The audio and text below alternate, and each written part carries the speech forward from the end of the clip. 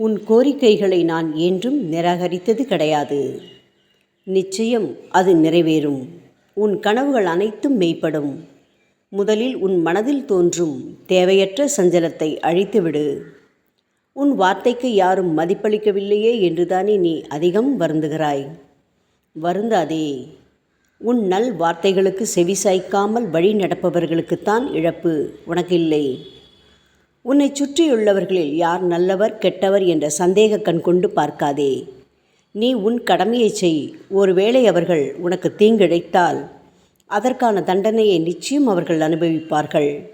கவலைகளை எல்லாம் தூக்கி எறி. வாழ்க்கையை நம்பிக்கையோடு எதிர்த்து நில். அப்போதுதான் உன்னால் தடைகளை தகர்த்து வெற்றி அடைய முடியும். உனது துயரங்கள், வியாதிகள், கடன் சுமைகள் அனைத்தும் உன்னை விட்டு விலகும்.